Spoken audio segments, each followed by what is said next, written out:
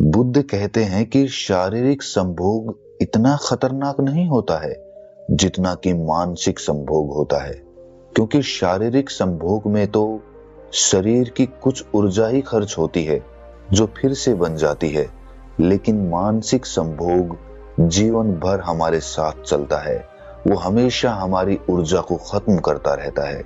जो भी इंसान अतीत में हुए संभोग या फिर भविष्य में होने वाले संभोगों में अपने विचारों को केंद्रित रखता है, वो अपनी ऊर्जा का एक बहुत बड़ा हिस्सा खर्च कर देता है। अगर इंसान विचारों से निकलकर प्रतिपल वर्तमान का आनंद ले तो वो अपनी मानसिक काम वासना की ऊर्जा को बचा सकता है। बहुत बड़ी मानव जाति संभोग से परेशान नहीं है, वो संभोग के विचारों से तनावग्रस्त हैं।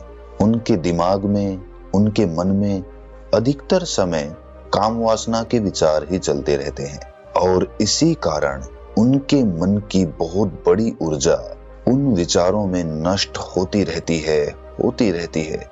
अगर उसने शारीरिक संभोग किया होता तो उसकी शारीरिक ऊर्जा कुछ पलों के लिए नष्ट होती और वो फिर से बन जाती, लेकिन मानसिक संभोग हमेशा चलता रहता है, जिसके कारण उसकी ऊर्जा हमेशा अधोगामी होती चली जाती है। तो इस मानसिक संभोग से, मानसिक काम वासना के विचारों से बाहर आने के लिए बुद्ध ने क्या तरीका बताया?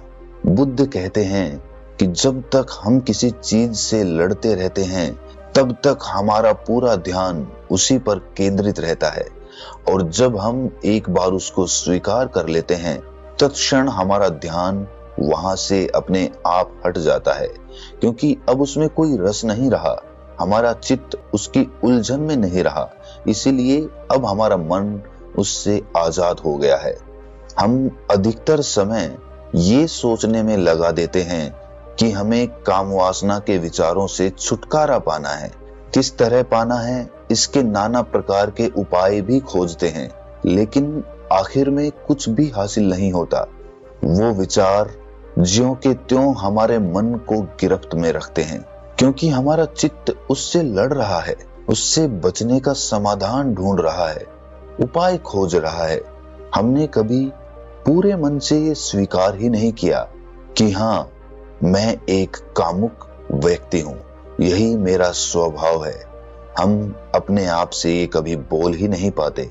अगर बोल पाते तो हमारा चित्त और हमारा मन इन विचारों से अपना ध्यान हटा पाता।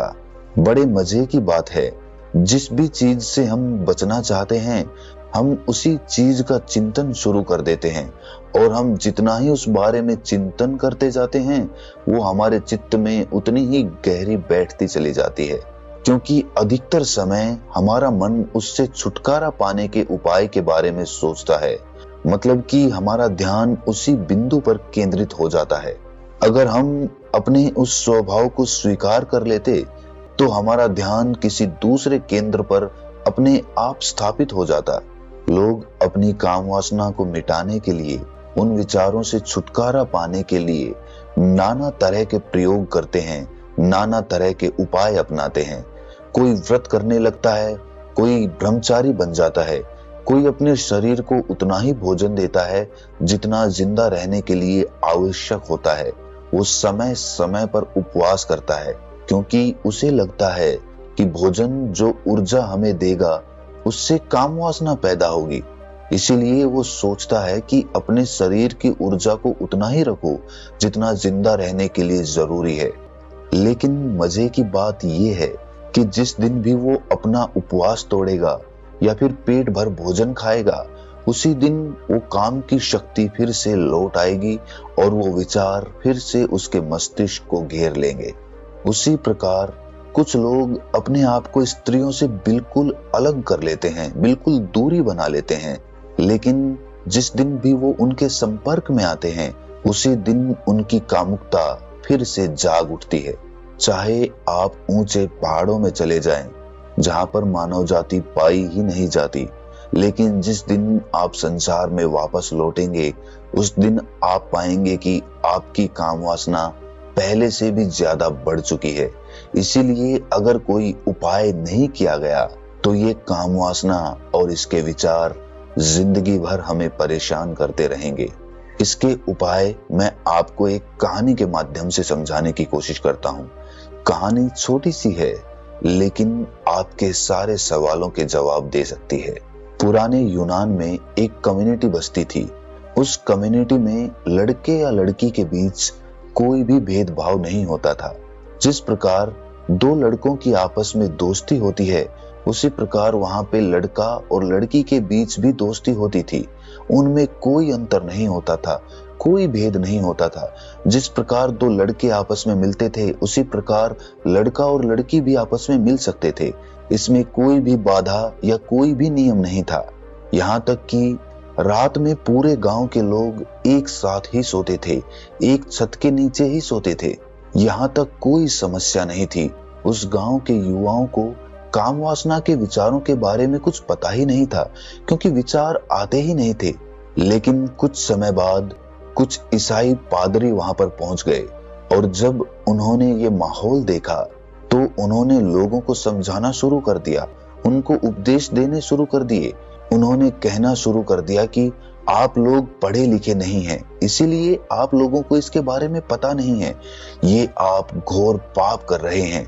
लड़का और लड़की हमेशा अलग अलग होने चाहिए, उनमें दूरियां होनी चाहिए। इतनी आजादी अच्छी नहीं होती, वो एक इंसान का पतन कर देती है। और इसीलिए वहां पर कुछ नए नियम बनाए गए, और उन नए नियमों के अनुसार अब लड़का और लड़की दो लड़कों की तरह दोस्त नहीं हो सकते थे, दो लड़कों की तरह आपस में बातें नहीं कर सकते थे, और अब पूरा गांव एक ही छत के नीचे नहीं सो सकता था। सारे नियम बदल दिए गए थे। लेकिन इसी से उस गांव के युवाओं का और उस गांव की युवतियों का पतन होना शुरू हो गया।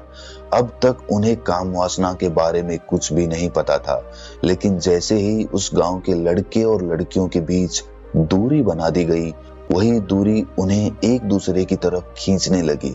याद रहे, जब तक दो इंसानों के बीच दूरी नहीं होगी, तब तक आकर्षण या फिर कहें खिंचाव एक दूसरे की तरफ पैदा नहीं होगा। लेकिन जैसे ही आप दो इंसानों के बीच दूरियां बना देते हैं, वैसे ही एक दूसरे का आकर्षण, एक दूसरे की तरफ खिंचाव अपने आप उत्पन्न हो जाता है। अब उस गांव के युवा और युवतियां एक दूसरे का विचार करने लगे, शारीरिक संभोग से हटकर मानसिक संभोग करने लगे, और यही उस कम्युनिटी का सबसे बड़ा पतन का कारण बना। शारीरिक संभोग में कोई दोष नहीं है, वो प्राकृतिक है, वो प्रकृति ने हमें दिया है, और ना ही उससे हमारी ऊर्जा उतनी खर्च होती है जितनी कि मानसिक ऊर्जा से होती है। तो मानसिक ऊर्जा का पनपने का सबसे बड़ा कारण होता है युवक और युवती के बीच की दूरी। जब भी आप किसी युवती से बात नहीं कर पाते हैं, या फिर कोई युवती किसी युवक से बात नहीं कर पाती है, एक दूसरे से घुल मिल नहीं पाते हैं, तब उनके मानसिक विचार एक दूसरे पर केंद्रित हो जाते हैं। वो बात नहीं कर रहे, लेकिन उनके भीतर, उनके मन में एक दूसरे से संवाद चल रहे होते हैं। इसीलिए अगर कोई भी युवक मानसिक काम वासना से ग्रस्त है, उसके विचार हमेशा दूसरी युवतियों के बारे में सोचते रहते हैं, तो उसे ख्याल करना चाहिए। उसे अपना कदम बढ़ाकर उन युवतियों से बात करने की कोशिश करनी चाहिए, और जैसे जैसे वो उनसे बात करने लगेगा, वैसे वैसे वो पाएगा कि जो विचार, जो काम वासना उसके दिमाग में भरी हुई थी, वो काम वासना अब धीरे धीरे खत्म हो रही है। और एक समय पर वो पाएगा कि जिस स्त्री के विचारों में वो हमेशा घिरा रहता था, उसके कामुक विचार पनपते रहते थे, अब उसी स्त्री से संभोग करने का ख्याल उसके मन से पूरी तरह से विलीन हो चुका है। तो सबसे पहले तो अपनी काम वासना से लड़ो मत, उसे स्वीकार करो, उसे अपनाओ, उसे मानो कि हाँ तुम हो, तुम वही हो, तुम कामुक हो, तुम्हारे विचार काम वासना से घिरे रहते हैं, और उससे तुम्हें लड़ने की जरूरत नहीं है, बस उसे स्वीकारने की जरूरत है। और जब तुम ये स्वीकार कर लेते हो, तो स्वाभाविक रूप से तुम्हारे ध्यान के मुख्य केंद्र बदलने लगते हैं, और उसके बाद जब तुम अपने काम वासना के विचारों से बचना बंद कर देते हो, उसे स्वीकार कर लेते हो, उसके बाद स्त्री के पास उससे बात करने से हिचकना नहीं है, उससे स्वाभाविक तरीके से बात करनी है, जिस तरह से दो लोग आपस में बातें करते हैं। मनुष्य का मन तो इतना चंचल है, इतना अनियंत्रित है कि वो अगर किसी जानवर को भी संभोग करते हुए देख लेता है तो भी काम वासना के विचारों से भर जाता है। इतना चंचल और इतना कामुक मन सिर्फ इसी कारण से पैदा होता है क्योंकि आप अपनी काम वासना को स्वीकार नहीं कर पा रहे, उससे बचना चाहते हैं, उसको खत्म करना चाहते हैं। आपने कभी ध्यान दिया कि जिस भी चीज को आप स्वीकार कर लेते हैं उस पर से हमारा ध्यान अपने आप हट जाता है। जैसे कि आप किसी स्त्री से प्रेम करते हो, आपका ध्यान उस पर केंद्रित रहता है, लेकिन शादी करते ही आप उसे अपना बना लेते हो, आप स्वीकृत कर लेते हो और प्रेम विलीन हो जाता है।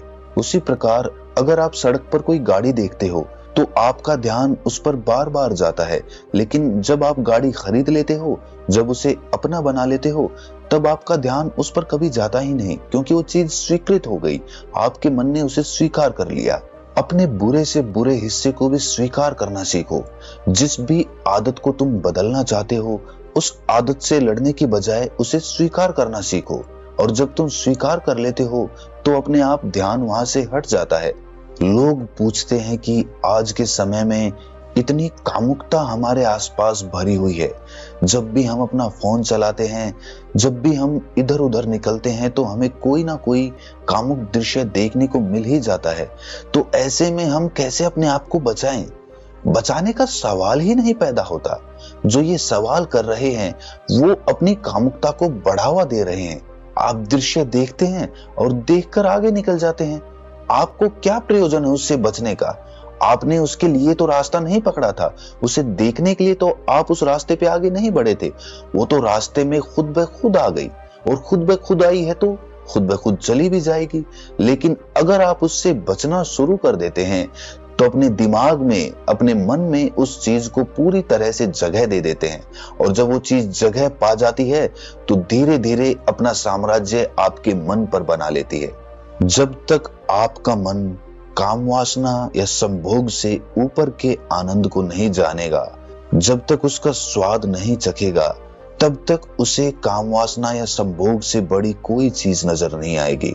लेकिन जिस दिन आप उस परमानंद का स्वाद चख लेते हैं, उसी दिन से आपको पता चल गया कि आपको जीवन में क्या हासिल करना है, क्योंकि परमानंद से बढ़कर आनंद किसी चीज में नहीं होता। इसीलिए ध्यान के द्वारा एक बार उस परमानंद को चख कर जरूर देखें, और एक बार अगर आपने उस परमानंद को चख लिया तो फिर आपका ध्यान अपने आप उस परमानंद को पाने के लिए केंद्रित हो जाएगा। उसके बाद आपको अपने विचारों से लड़ना नहीं होगा, क्योंकि आप समझ चुके हैं कि काम वासना या संभोग से भी बड़ा इस दुनिया में दूसरा कोई आनंद होता है। अगर ये ज्ञान आपको थोड़ा सा भी ज्ञानवर्धक लगा हो तो इसे अपने सगे संबंधियों के साथ साझा जरूर करें, क्योंकि किसी ना किसी रूप में ये वीडियो उनकी मदद जरूर करेगी। तो मिलते हैं किसी अगली कहानी में, तब तक के लिए अपना ख्याल रखें।